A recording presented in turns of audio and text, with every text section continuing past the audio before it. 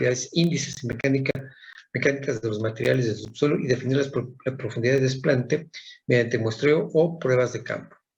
En por lo menos uno de los sondeos se obtendrá un perfil estratigráfico continuo con la clasificación de los materiales encontrados y su contenido de agua. Además, se obtendrán muestras inalteradas de los estratos que puedan afectar el comportamiento de la cimentación. Los sondeos deberán realizarse en número suficiente para verificar si el subsuelo del predio es uniforme o definir su variación dentro del área estudiada. En caso de cimentaciones profundas, la investigación de la tendencia de los movimientos del subsuelo, debido a la consolidación regional y determinación de las condiciones de presión de poro en el subsuelo, deben de realizarse cuando tenemos cimentaciones profundas, incluyendo la detección de mantos acuíferos colgados, por si esto llegara a generar subpresiones en el terreno.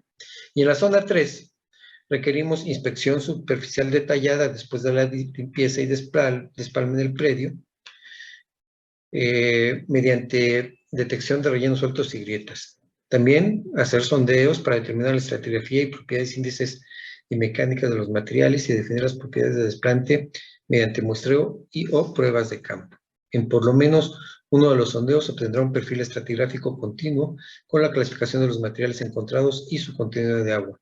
Además, se obtendrán muestras inalteradas de los estratos que puedan afectar el comportamiento de la cimentación. Los sondeos deberán realizarse en número suficiente para verificar si el subsuelo del predio es uniforme o definir las variaciones del área estudiada, dentro del área estudiada. En caso de cimentaciones profundas, la investigación de la tendencia a los movimientos del subsuelo debido a consolidación deben realizarse y las condiciones presiométricas del suelo deberán medirse para poder encontrar si existen subpresiones o alguna condición que el nivel del agua nos genere en la cimentación, ¿no? Entonces, nos está indicando aquí que tendremos que hacer sondeos o alguna exploración a base de pozos a cielo abierto. Y esto va a depender de el perímetro de la construcción. Entonces, ¿qué perímetro tenemos en la cimentación? Vamos a ver. El perímetro queda claro que son 6 metros, 6 por 4, 24, y del otro lado tenemos también 24, o sea, 24 y 24 ya son 48. ¿No? Entonces, aquí tenemos de perímetro 24 metros. Acá tenemos 15 metros. Acá tenemos otros 15 metros de perímetro. Y acá tenemos 24 metros. Entonces decíamos 24 y 24 nos dan 48. Y 15 y 15 son 30. 48 más 30 nos dan 78 metros de perímetro. ¿De acuerdo? En el reglamento nos dice que tendremos que tener más de 80 en las zonas 1 y 2 o mayor de 120 en la zona 3. Pero, ¿qué zona nos corresponde? ¿No? ¿En dónde estamos? Dijimos que íbamos a suponer que se va a construir la estructura en Tlalpan y Viaducto. Entonces, en el esquema que nos define la zonificación geotécnica, pues tenemos que el viaducto, si no cometo error, el viaducto debe estar por aquí. Ese es el viaducto. Luego, este es Insurgentes. Este debería ser Tlalpan. Entonces, el punto donde nosotros vamos a colocar la estructura es aquí, en esa zona. Y esa zona, precisamente, es la zona 3, lo que llamamos la zona de Lajo, ¿no? Entonces, tenemos una estructura que va a estar colocada en zona del lago. Entonces, eso vamos a ponerlo por acá. Entonces, es la zona geotécnica 3, ¿no? Zona de lago. Ahí es donde vamos a colocar la estructura. Es una estructura pesada que está en la zona del lago y tiene un perímetro de 78 metros cuadrados. ¿Sí? Podemos entender que el reglamento nos dice que al menos hagamos un sondeo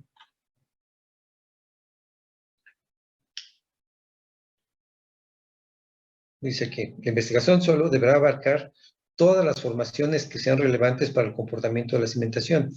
El número mínimo de exploración a realizar, que es pozo a cielo abierto o sondeos, será de una por cada 80 metros o fracción del perímetro o envolvente de mínima extensión de la superficie cubierta por la construcción en las zonas 1 y 2.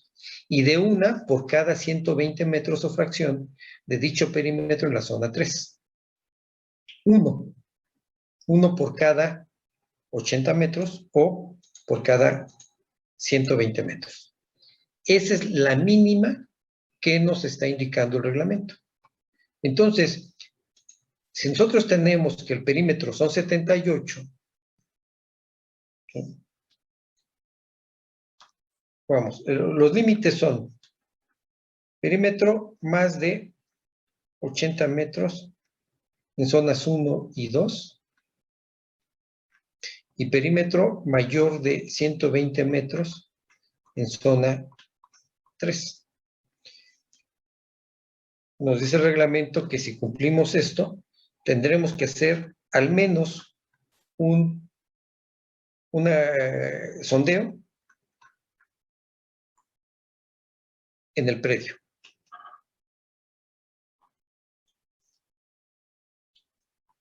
¿De acuerdo? Con lo que acabamos de leer, así nos lo está indicando el reglamento. Entonces, si estamos hablando que, estamos hablando que la zona que tenemos es la zona 3 y la estructura es pesada, entonces, por cada 120 metros de perímetro, tengo que hacer un sondeo. El perímetro son 80. Entonces, eso me lleva a que yo tenga que realizar un sondeo.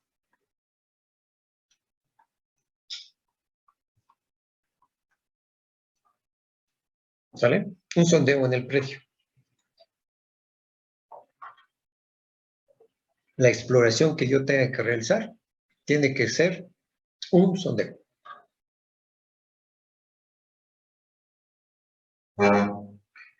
¿Sale? Ahora, eso es lo mínimo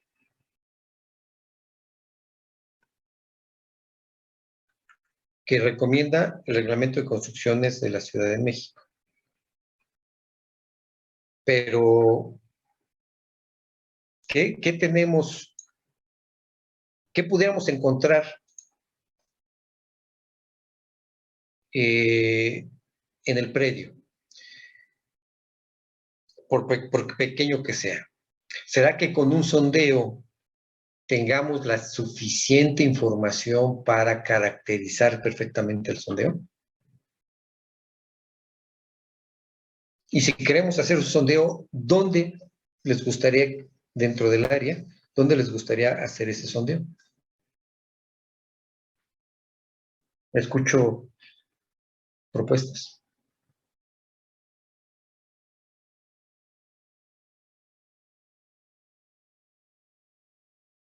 En la zona 2. Aquí en la zona 2. ¿Cuántos sondeos serían, profe, en total en sí? El reglamento nos está diciendo 1, mínimo. Pero sería muy poco, ¿no? Exacto, a eso voy precisamente. Es que bueno, para poder abarcar todo este edificio, uno sería muy poco. Obtendríamos información muy escasa. Exacto, ese es el punto que quiero atender. Sí, vamos a suponer que el reglamento nos dice que es 1 y vamos a seguir al pie de la letra del reglamento. De entrada, ¿dónde colocaríamos ese sondeo?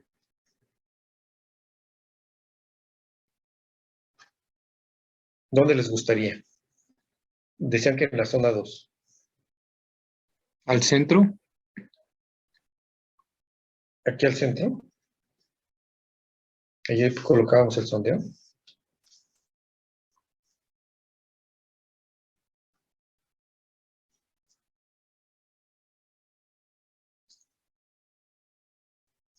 Puede ser, ¿no?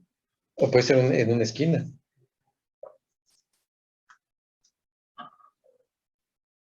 Pero caemos en la observación que me hacen. Oye, pues yo no puedo obtener información. Con un sondeo yo no puedo tener la suficiente información. Entonces el reglamento, sí, nos dice que lo mínimo tenemos que hacer un sondeo. Es decir, no podemos diseñar a ciegas. De alguna manera nos está diciendo eso entre líneas. Tenemos que sacar por fuerza material del suelo. Pero una parte importante que tenemos que garantizar es que el perfil del suelo, incluso ahí nos lo está indicando el reglamento, que hay que determinar el perfil estratigráfico. Pero con un sondeo vamos a obtener solamente en un punto, no vamos a tener la continuidad del perfil. Entonces, generalmente lo que hacemos es proponer más sondeos. Desde luego, a los dueños de la estructura que está construyendo, no les va a gustar que invertamos dinero en hacer sondeos. Generalmente tratan de reducir los montos asociados a la exploración del terreno. Entonces, sí hay que pugnar a que hagamos un poquito más de lo que tiene el reglamento. El reglamento nos dice 1. Ok, vale. ¿Qué les parece si hacemos 2?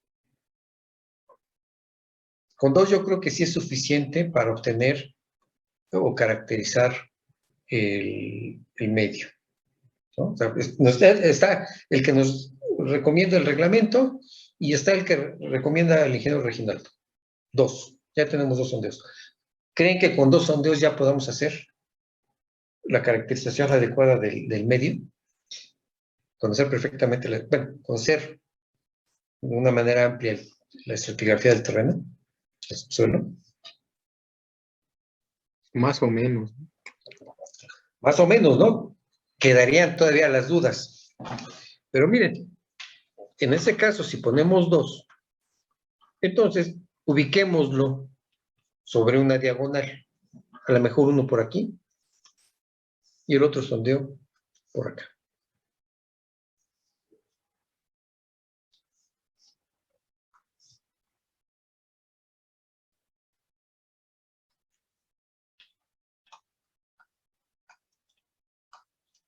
Y es que los sondeos son caros, ¿eh? Son bastante caros. Ahorita perdí el monto, pero deben de estar allá por los 2,500 pesos el metro lineal de perforación. Y si traemos muestra inalterada, imagínense, eso se incrementa mucho los costos. Entonces hacemos 2 sondeos en la diagonal. Y entonces, en función del perfil que obtengamos en ellos, decidimos si hacemos un tercero. Pero con 2 pudiera darnos una buena información. Entre más sondeos hagamos, podemos abarcar mejor el área, ¿no? Y pensando que los dueños son los que van a, finalmente nos dicen, oye, quítale sondeos, es mucho lo que cuesta el estudio de mecánica de suelos, quítale sondeos. Entonces, pues podemos decir que se hagan 3, ¿no? Hágase 3 sondeos. El cliente nos va a quitar 1, pues nos quedan 2 y con 2 ya la podemos resolver, ¿no? Se oye muy mercantil todo esto, pero créanme que muchos eh, constructores hacen o minimizan, pasan a un lado o minimizan los estudios de mecánica de suelos. Y créanme que la parte fundamental del desempeño de una estructura es conocer perfectamente el suelo. Entonces, mientras más información obtengamos del suelo, vamos a tener mejores parámetros para enseñar. Vamos a tener mayor elemento de juicio para poder hacer un diseño más racional. ¿De acuerdo? Entonces, hacemos dos sondeos.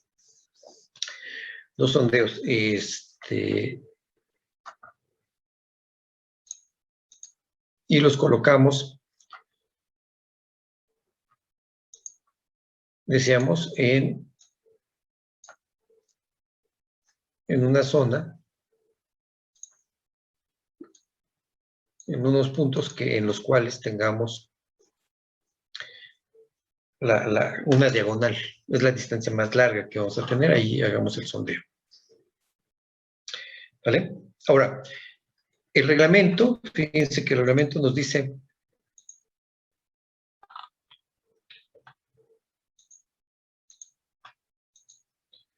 que uno de los sondeos, pues ¿dónde fue que lo definimos? Entonces acá abajo. En uno de los sondeos nos definirá, ¿dónde fue que lo leímos?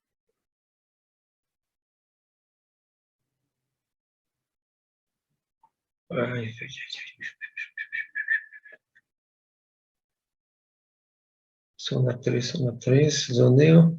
Por lo menos uno de los sondeos, aquí está. En por lo menos uno de los sondeos se obtendrá un perfil estratigráfico continuo con la clasificación de los materiales encontrados y, desde luego, su contenido de agua. Y luego en otro nos dice, además, se obtendrán muestras inalteradas de los estratos, de cada uno de los estratos de interés, ¿no?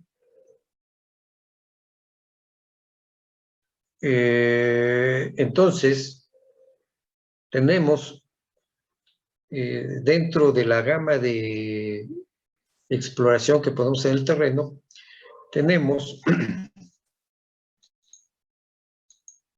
si recuerdan, esa fue una de las tareas que les dejé, no me acuerdo, es la primera, la segunda, en la cual definíamos eran unas preguntas en las cuales se tenía que resolver en función de los equipos de exploración y los equipos para determinar parámetros en laboratorio. ¿Recuerdan esa tarea? Entonces, tenemos las pruebas, la SPT, que es la de penetración.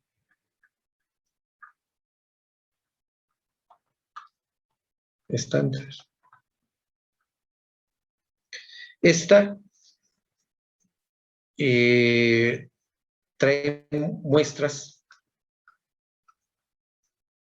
alteradas. Es la principal prioridad. Y se mete a golpes. Está la prueba CPT. Bueno, y el avance son 60 centímetros aproximadamente. La prueba CPT es la prueba de penetración con cono.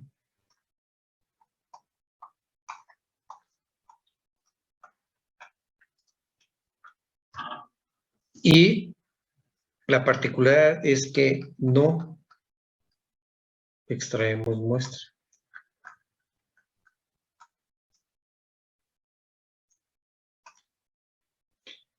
La versatilidad es que el avance es continuo.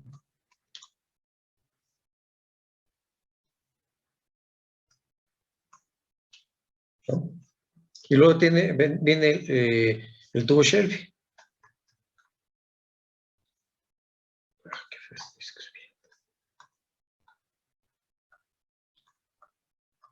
tubo Shelby. Este sí trae sí podemos traer muestra inalterada. Y el avance es aproximadamente de 1 metro.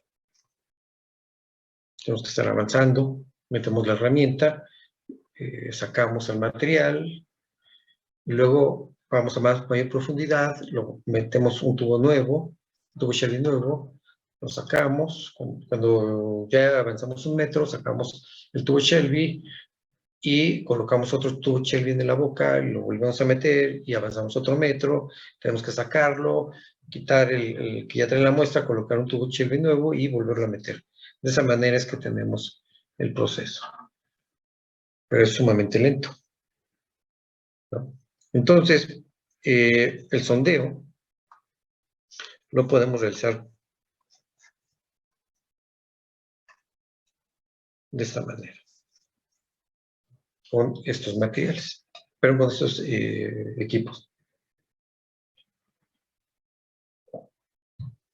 El reglamento nos dice, hay que obtener muestras de los estratos de los cuales depende el comportamiento de la estructura. Así lo comenta, ¿no? Entonces, si llegamos a tener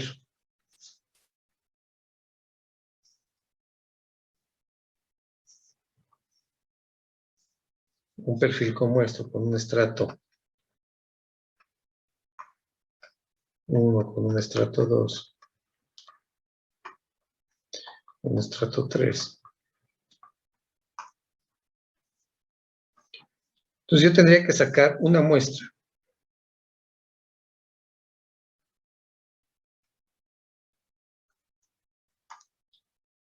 de cada estrato de interés.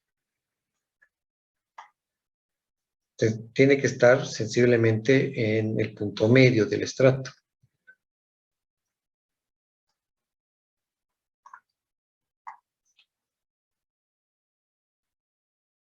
¿Vale? Entonces, de primera mano, no sabemos cómo es el suelo, cómo es el subsuelo. ¿Cierto?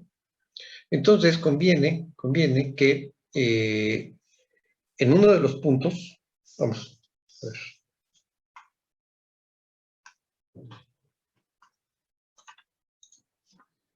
Este que tenemos aquí.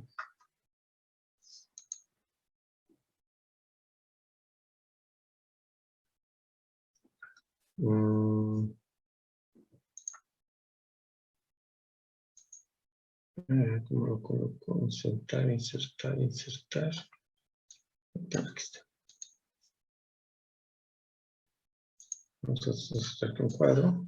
Es el punto A o punto 1. Y minúscula. Ese es precisamente este punto. La zona donde lo vamos a colocar es el punto I minúscula.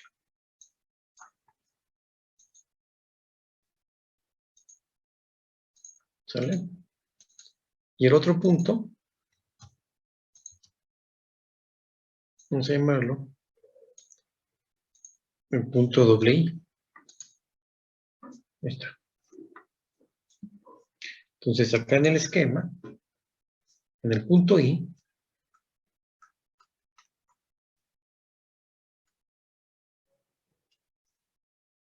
voy a meter un sondeo. El reglamento, en alguno de ellos hay que meter un sondeo continuo. Sale, metámoslo. Vámonos aquí. Un sondeo continuo. ¿Quién nos permite hacer un sondeo continuo? El CPT.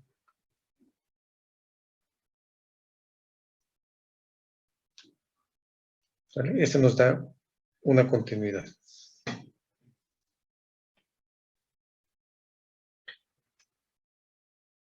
Y en el punto I2, en el punto, perdón, doble I, lo que voy a hacer es un sondeo mixto.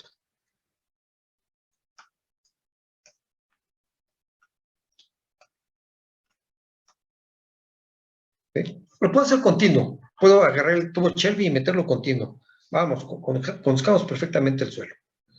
Y voy sacando muestras cada metro, cada metro, cada metro, cada metro, cada metro. ¿Quién nos da la pauta de cómo darle seguimiento? El CPT. O incluso podemos colocar aquí un CPT junto. Si la estructura es sumamente importante, metemos un CPT y luego un sondeo mixto, juntitos, ¿no? Es válido. El CPT me va indicando la estratigrafía, me va definiendo la estratigrafía. Como es continuo, va definiendo claramente dónde tenemos la estratigrafía del terreno. Y una vez que tenemos la estratigrafía, entonces podemos colocar un sondeo mixto, y el sondeo mixto es en un tramo solamente voy avanzando, y cuando llego a la profundidad en específico, cambio la herramienta, coloco el tubo Shelby y extraigo la muestra. Ya extraigo la muestra y luego me voy en puro avance. Hacia acá abajo me voy en puro avance, puro avance, puro avance, puro avance. Hasta que llego a esta profundidad, cambio la herramienta, meto el tubo Shelby y traigo la muestra a esta profundidad. ¿Sí? Es decir, voy extrayendo muestras de manera selectiva. Ese es el sondeo mixto. Y eso me permite entonces tener un ahorro en el proceso, ¿no? Pero acuérdense, en el sentido de darle un poquito de razón al dueño, pero también hay que tener en cuenta que hay que gastar lo que deba gastarse para explorar, para conocer, para diseñar bien la cimentación. ¿Vale? Pero pudiéramos entonces acompañarnos un sondeo CPT, que es un sondeo continuo, con un sondeo mixto. Un sondeo en el cual nosotros de manera selectiva definamos dónde extraer las muestras. Pero, ojo, primero es el CPT y luego el sondeo mixto. Ahora, no cometemos ningún error si hacemos el sondeo continuo con tubo Shelby. El problema es que de pronto pudiéramos encontrar arena, estratos de arena, que el tubo Shelby no podrá muestrear. El tubo Shelby es válido y nos da muestras en suelos arcillosos, limosos, que tengan cierta cohesión. Pero cuando estamos hablando de un suelo granular del tipo arena, el tubo Shelby no puede muestrearlo, ¿no? Incluso para tratar de pasar el estrato de arena se le dificulta. ¿Por qué? Porque viene, lo tratamos de meter a presión, el tubo Shelby. En la parte baja tiene una hendidura,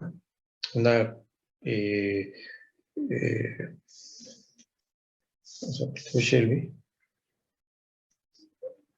es de una pared sumamente delgada, pero en la parte de abajo tiene la punta para precisamente facilitar el hincado en el terreno. Y la muestra pues se va hincando y se va introduciendo al interior de la muestra. Con esto, con esta forma puntiaguda, se va haciendo el corte lateral o perimetral y como se mete a presión, bueno, la muestra va ingresando al interior del tubo. Desde luego, le genera un cierto nivel de esfuerzos, pero podemos sobrevivir con ese nivel de esfuerzos generado y considerar que la muestra es inalterada. ¿De acuerdo? ¿Hasta ahí dudas?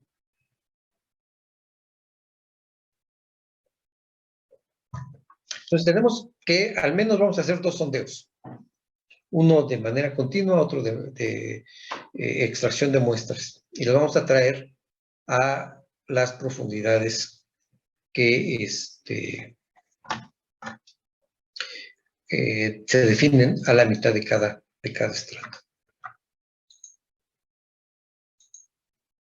Bien. Vamos entonces a suponer,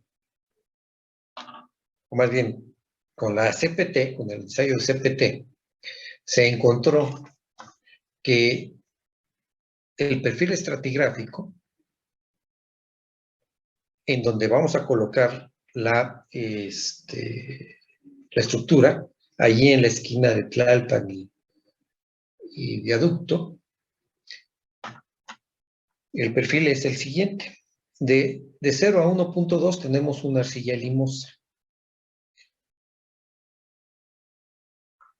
en la cual se determinó un peso volumétrico de 1.6 toneladas por metro cúbico. Luego, tenemos de 1.2 a 2.5, tenemos otro pequeño estrato de arcilla que tiene una característica ligeramente diferente por el peso volumétrico. Aunque son arcillas limosas, el peso volumétrico hace que tengamos ahí esa característica de subestratos. Luego, de 2.5 a 4.20 tenemos nuevamente la arcilla limosa, pero el peso volumétrico es de 1.19 toneladas por metro cúbico. De 420 a 460 tenemos un estrato de arena de un peso volumétrico de 1.5. De 460 a 5.8 es una arcilla con poco limo, que tiene un peso volumétrico de 1.33. Luego de 5.8 a 6.20 hay otro estrato de arena con un peso volumétrico de 1.5. Luego a ese le subyace un estrato de limo arcilloso que va del 6.20 a los 11 metros y que tiene un peso volumétrico de 1.16 toneladas por metro cúbico. Luego, de 11 a 11.50, tenemos otro estrato de arena con un peso volumétrico de 1.2. Peso volumétrico de la muestra. Luego tenemos de 11.50 a 14 una arcilla limosa con un peso volumétrico de 1.36. Le subyace un estrato de arcilla limosa que va de la profundidad 14 a 16.8 y tiene un peso volumétrico de 1.9. Y luego el último estrato encontrado, que es de la profundidad 16.80 hasta 40 metros de profundidad, tiene 1.47 toneladas por metro cúbico de peso volumétrico. ¿De acuerdo? Este es el perfil estratigráfico que encontramos en esa zona.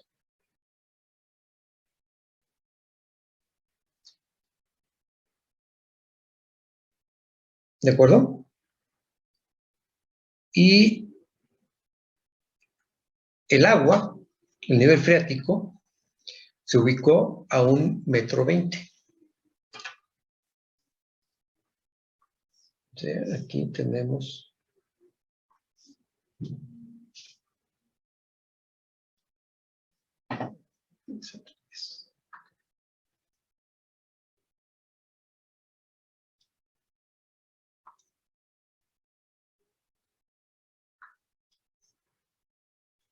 Ahí tenemos el nivel de aguas freáticas a la profundidad de 1.20.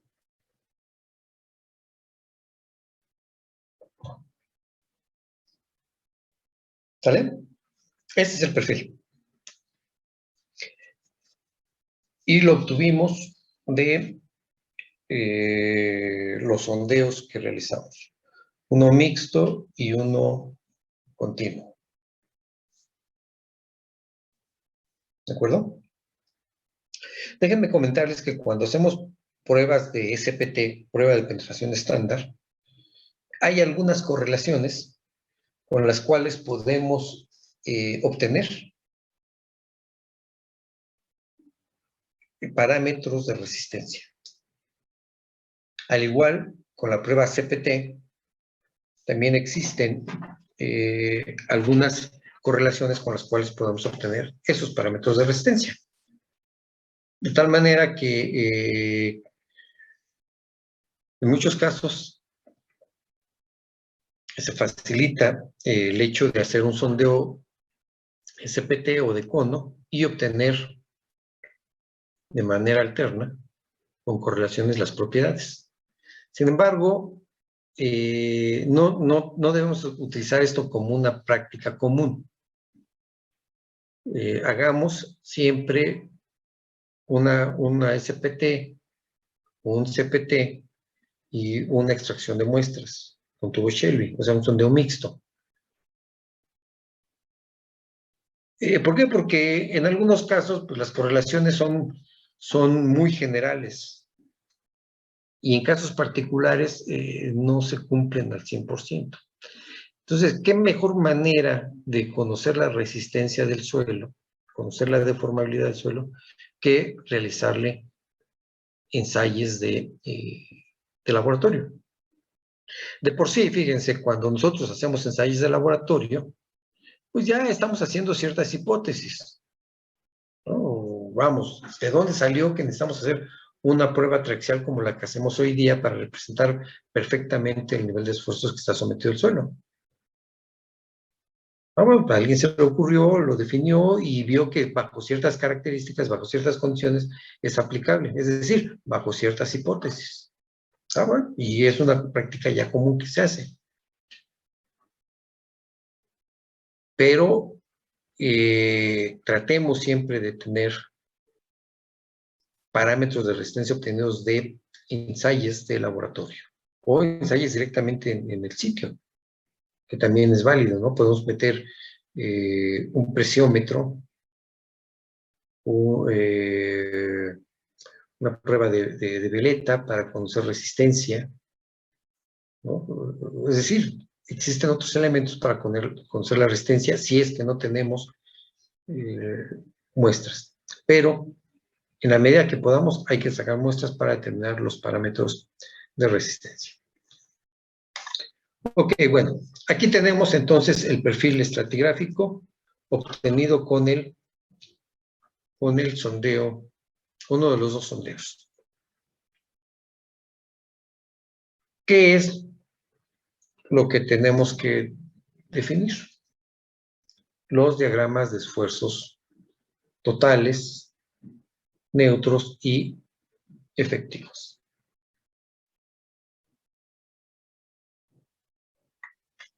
¿Sale? Hay que calcular esos diagramas. ¿Y cómo los obtenemos? Pues es el gamma por H. ¿Cierto? Entonces, el esfuerzo total,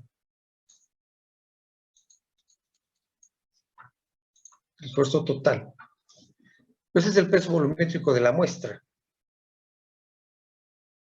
por el espesor del suelo. Entonces, a nivel de superficie, el esfuerzo total es 0. ¿No? A 1,20 m, ¿cuál será el esfuerzo? Bueno, tenemos que multiplicar el espesor de 1.2 por 1.6. ¿Me apoyan, por favor?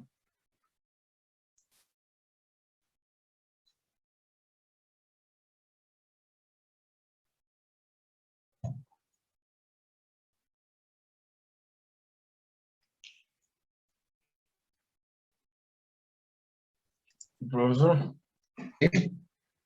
esas líneas, esas que pone, ¿son tablas dinámicas? No, ¿No? no. Ok. ¿Qué son, perdón? Lo único que aquí estoy colocando es este elemento que me permite controlar es un condicionante, ¿no? Es un bottom panel, es un cuadro. Y lo que está haciendo es controlando la operación que aparece aquí, en este elemento. Voy a cambiar, porque aquí como tengo una imagen, no me lo va a permitir obtener. Pero, por ejemplo, aquí, en si yo quiero que aparezca el valor de B, nada más le aprieto este valor, ¿no? Pero aquí es donde tengo el condicionante. Esto es lo que está controlando. Entonces, Ok. si lo que está en la columna AH102, que es precisamente este cuadrito donde está, si ese valor es verdadero, entonces le pido que coloque el valor. Y si es falso, que coloque solamente el título, ¿no? Entonces, bueno, es que aquí ya le moví. ¿Qué hice? Ya le moví aquí un poquito. Ahí está, mira. Entonces lo que tiene esta zona, el recuadro, es como ves aquí es falso. Y cuando lo activo, cambia a verdadero. Y es precisamente esto lo que está buscando. Si ese valor es falso o verdadero. Como aquí lo definimos. Para que muestre una cosa o muestre otra. Es eso nada más. No es tabla dinámica. La tabla dinámica requiere datos, tablas de datos, y te permite manipular columnas con renglones de una manera mucho más eficiente. Esa es la tabla dinámica. Aquí son solamente condicionantes lo que aplico. ¿Sale? Gracias. Bien, entonces, decíamos, ¿cuánto es 1.2 por 1.6? 1.92. Nos da 1.92. Pero no me funcionó aquí. Ahí está, 1.92. ¿Sale? Bien, luego tenemos que es el siguiente estrato es 1.3 por 1.4. Y este resultado hay que sumárselo a 1.92.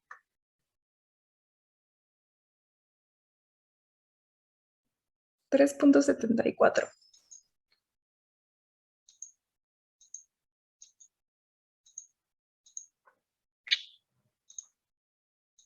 3.74. Ok. ¿Sale? Luego hay que multiplicar 1.7 por 1.19. Y sumárselo a 3.74.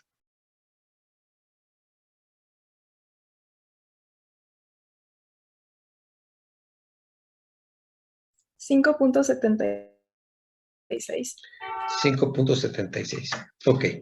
Luego hay que multiplicar 0.4 por 1.5 y sumárselo a 5.76.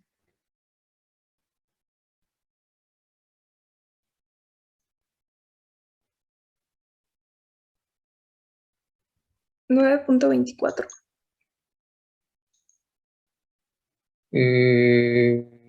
No, es 0.4 por 1.5.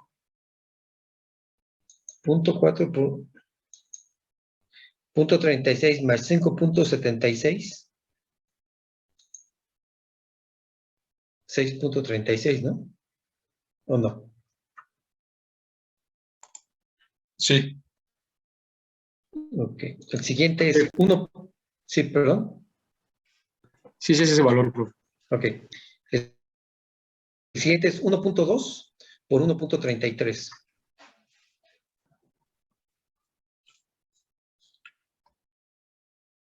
7.96. 7.959. O 7.96, ¿no? Dependiendo si lo cerramos a dos cifras significativas.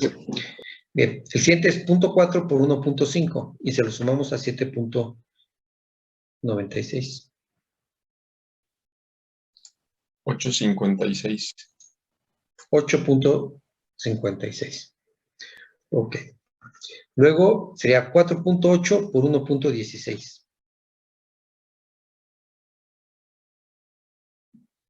14.12.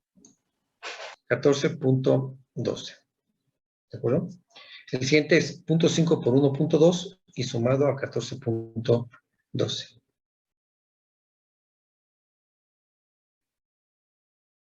14.72.4. 14.72. El valor 14.72.7, ¿no? Porque ya hemos venido perdiendo ahí un gasto. Pero bueno, es correcto.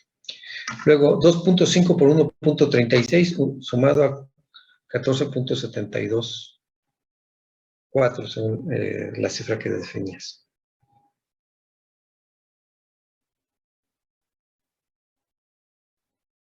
18.12.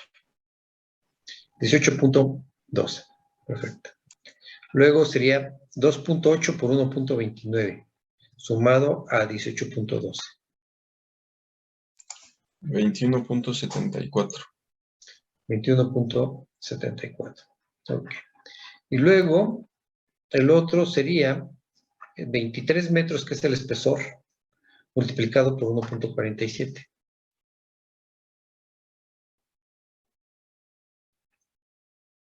55.84. 55.84. Ok, ese es el valor del esfuerzo. Okay. Entonces, este es el diagrama de esfuerzos totales. ¿Vale? Ahí lo tenemos. Bien. Vamos a ver ahora el diagrama de la presión de poro. Decíamos que el nivel freático está a 1.2 metros de profundidad. Entonces, realmente el agua empieza desde este punto, desde 1.2 metros de profundidad. Entonces, tendremos que al nivel del terreno sería 0, luego a 1.2, ahí empieza precisamente el nivel del agua, entonces sería 0 también, y luego entonces sería de este espesor de 1.3 multiplicado por el peso volumétrico, que sería 1, entonces sería 1.3 el valor. ¿Por qué no me lo quiere dar? Establece, quitas estos datos. Está 1.3. Aquí está 1.3. La gráfica se me movió un poco y por aquí, pero debería estar moviéndose también. Y no lo hace. Luego tenemos el siguiente, que es 1.7 por una tonelada, sumado a 1.3, entonces eso nos da un valor de 3, ¿cierto? Luego tenemos 0.4 por 1, sumado a 3, eso nos da 3.4. Luego 1.2 multiplicado por 1, sumado a 3.4. Sería 3.4 más 1.2, 4.6. Ahí está.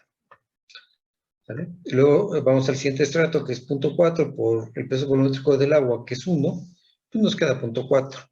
0.4 más 4.6 nos da 5.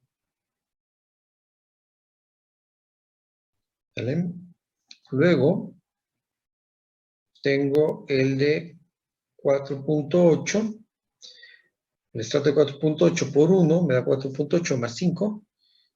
4.8 más 5 nos da 9.8. No sé por qué el diagrama no me está quedando. Tenía que actualizar algo que me lo tenía aquí. Luego tenemos el siguiente estrato, que es de 0.5, multiplicado por una tonelada por metro cúbico, nos da 0.5 más 9.8, nos da 10.3. Luego 2.5 multiplicado por 1, sumado a 10.3, me da 12.8. Ok. ¿Vale? Luego tengo 2.8 de espesor del estrato por un peso volumétrico de una tonelada por metro cúbico. Sería, y eso se lo sumo a 2.8, a 12.8, perdón, me daría 14, 15.6, ¿no? 18, 16, 13, 6, 15.6. Ok, es correcto. Y luego tenemos un espesor de estrato de 23.2, que multiplicado por el peso volumétrico del agua igual a 1, me da 23.2, que sumado a 15.6, me da 8 aquí, 8 acá y 3 acá. 38.8. Ahí está. Ahora se me lo dibujo bien. Mira. Este es el diagrama de presión del agua.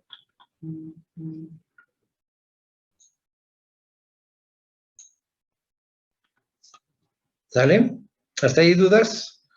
Es algo que ya hemos estado diciendo constantemente, ¿no? Luego, el esfuerzo efectivo es el esfuerzo total menos la presión de poro, o el esfuerzo neutro. Entonces sería, a nivel de superficie, sería 0 menos 0, 0. Luego, tendríamos 1.92 menos 0, nos daría 1.92. Luego, 3.74 menos 1.3, ¿cierto? 2.44. 5.763 menos 3 nos da 2.73. ¿Qué es ese valor? Luego, 6.363 menos 3.4 nos da 2.963.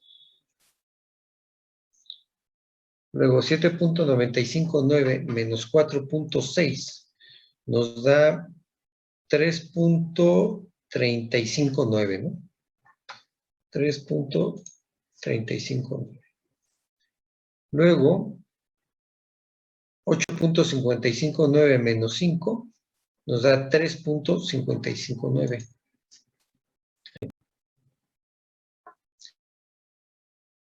Luego, 14.127 menos 9.8 nos da 0.327,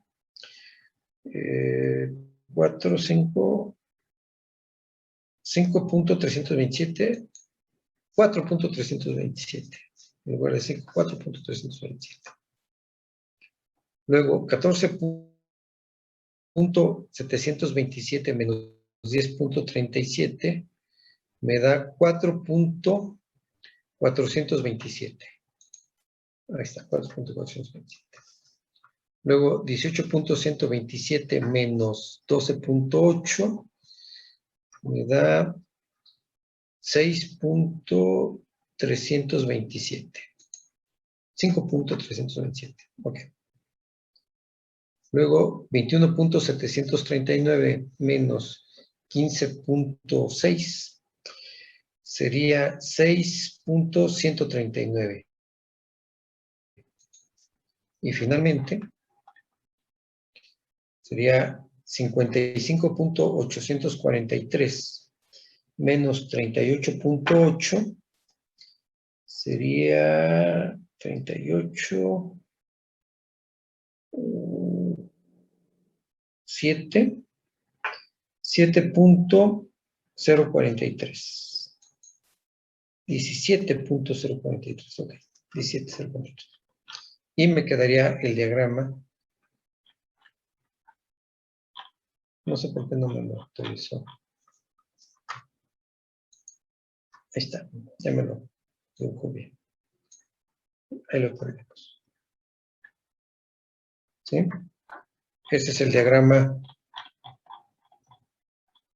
de esfuerzos totales, de esfuerzos efectivos y de esfuerzos neutros, que es algo que tenemos que hacer directamente después de obtener las propiedades de los materiales, ¿no?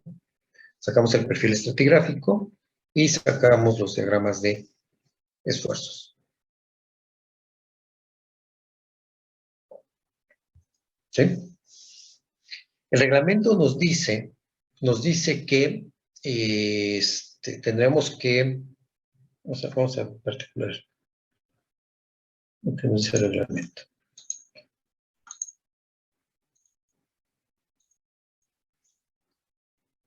En caso de cimentaciones profundas, debe de investigarse la tendencia de los movimientos del subsuelo debido a consolidación regional y tenemos que verificar las condiciones piezométricas en el subsuelo, incluyendo la detección de mantos acuíferos colgados. ¿Sí? Para poder conocer la presión adecuada, necesitamos instalar piezómetros o conocer la presión del agua. Nosotros consideramos aquí que la variación del agua, la variación de la presión es lineal. Digamos que es la presión hidrostática. ¿Sí? Y esa es la manera de representarlo. Pero en algunos sitios hay condiciones en las cuales la presión es mayor o incluso menor a la presión hidrostática.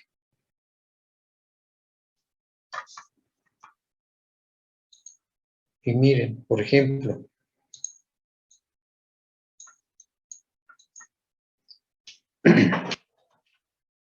¿qué pasa?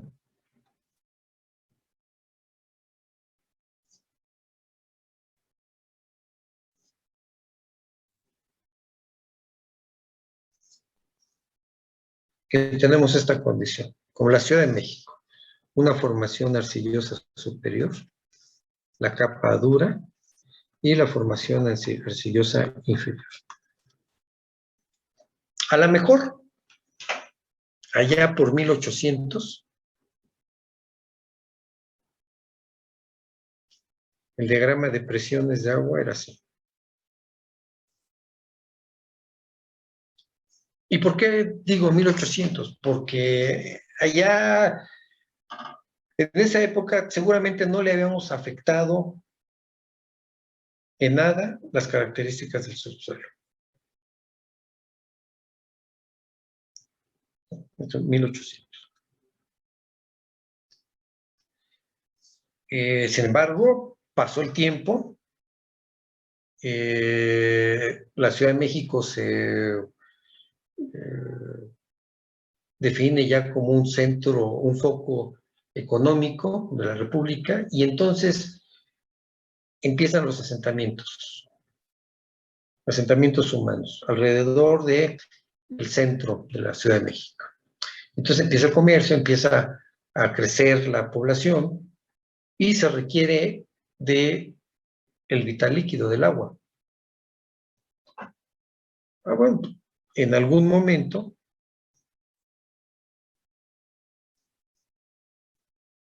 metieron pozos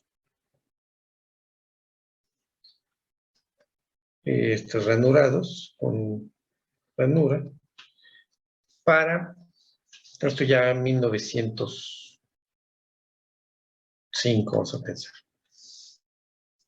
Entonces metieron pozos para extraer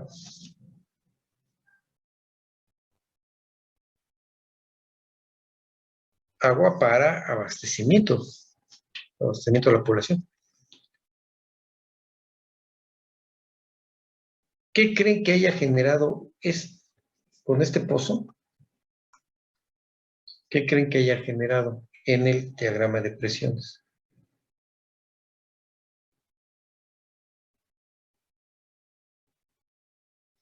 En la capa dura, como es un material granular, ahí se puede extraer fácilmente el agua. Difícilmente podemos bombear agua a través del estrato arcilloso, por la característica misma de impermeabilidad que tiene. Contiene mucha agua, sí, pero tarda mucho en salir, que difícilmente podemos sacarla con bomba. Entonces, la alternativa es colocar la zona de extracción de agua exactamente en los estratos arenosos. Entonces, ¿qué creen que le está haciendo al diagrama de presiones? O sea, a lo mejor en 1905 generó esto. ¿Sí? Y esto es un abatimiento.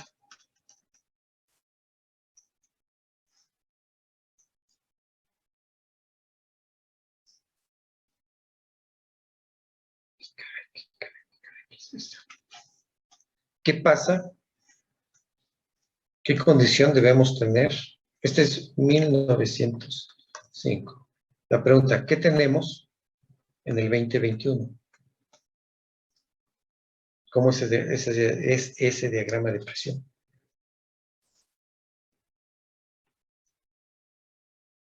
¿Será igual que este? ¿No? Seguramente hay una condición así.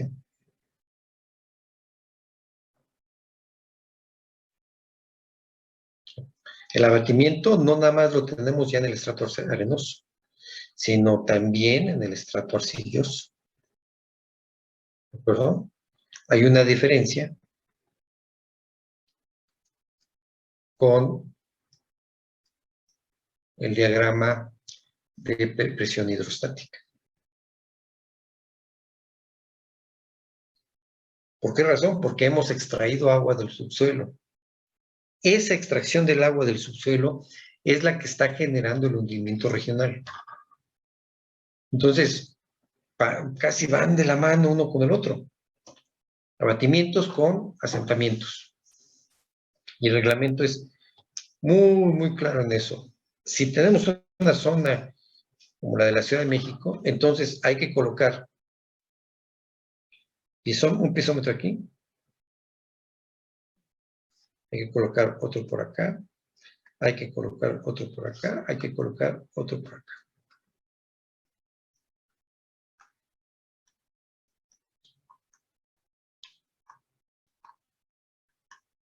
¿Cuál es el objetivo de los pisómetros?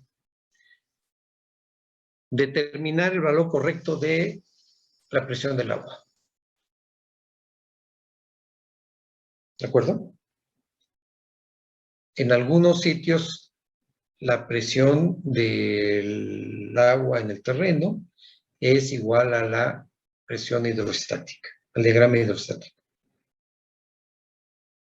Pero en otros, como el de la Ciudad de México, es posible que tengamos zonas donde la presión sea diferente a la presión hidrostática.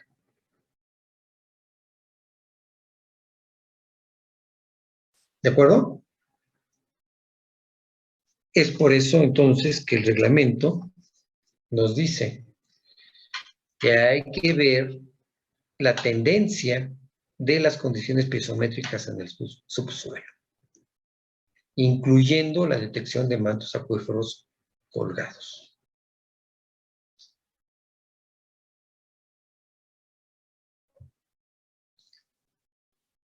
¿De acuerdo? ¿Preguntas?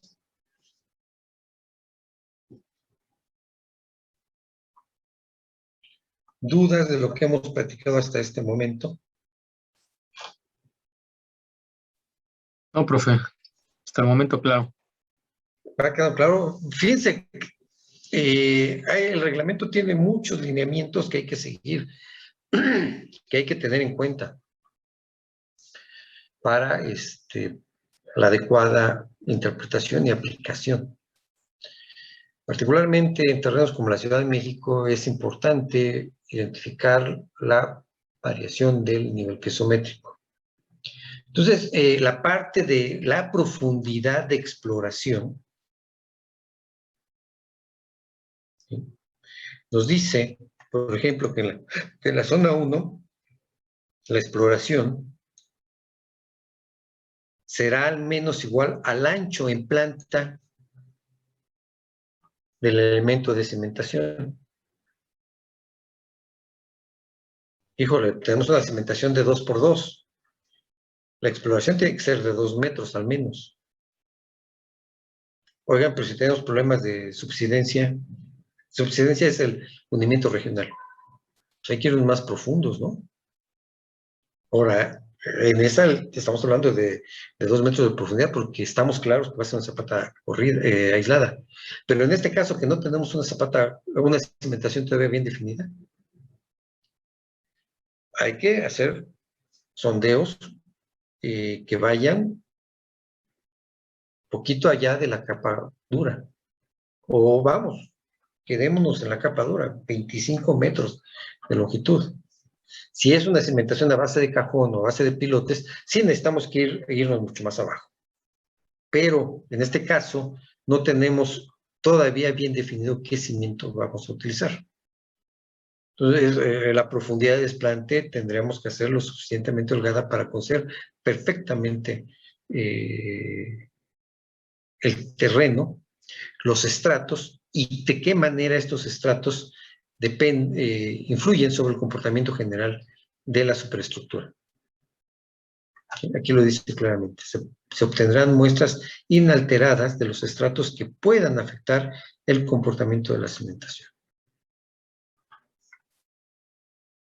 ¿Vale? Y más abajito ya platican de los sondeos de recuperación continua, del sondeo mixto con recuperación alterada, que es lo que acabamos de comentar, de exploración continua o selectiva, ¿no? Del número de golpes en la prueba CPT, o la resistencia a la penetración de cono mecánico eléctrico, o la determinación, por ejemplo, el coeficiente de empujes horizontales, esfuerzos horizontales y módulo de deformación a partir del hincado de una paleta gruesa de acero, llamado dilatómetro, con eso podemos conocerlo, o la resistencia al corte al extraer una sonda, que previamente se expande dentro del sondeo, llamado ficómetro. Entonces puede ser el dilatómetro, puede ser el ficómetro, puede ser la prueba de veleta. Aquí el reglamento, véanlo, lo está comentando. ¿Qué tipo de equipo podemos utilizar para condiciones estáticas o para condiciones dinámicas? Que es la prueba de propagación de ondas en el suelo, particularmente las ondas de cortante. ¿De acuerdo? Entonces, aquí está identificado claramente lo que tenemos que hacer en el reglamento. Y luego, ya que tenemos las muestras, hay que determinar las propiedades en el laboratorio. Entonces, que pueden ser pruebas de compresión, pruebas de cortante, pruebas de permeabilidad, pruebas dinámicas, que nos permitan determinar los parámetros de resistencia. ¿De acuerdo? Pero ahorita se nos acabó ya la clase. Esta parte, entonces, la vamos a atender el siguiente miércoles, porque el lunes no hay labores. La atendemos el siguiente miércoles y ahí vamos a hacer uso, o vamos a traer lo que ustedes ya calcularon de la tarea de parámetros de resistencia y de parámetros de deformabilidad. Esos datos o esas muestras se obtuvieron de alguno de estos estratos que nosotros platicamos. Alguno de estos se obtuvo. Y vamos a utilizarla para conocer cuáles son las propiedades de ese terreno. Todos los demás estratos yo les voy a dar los parámetros, pero al menos de uno, ustedes ya calcularon los parámetros. ¿Sale? Y eso lo vamos a hacer el miércoles. ¿Dudas?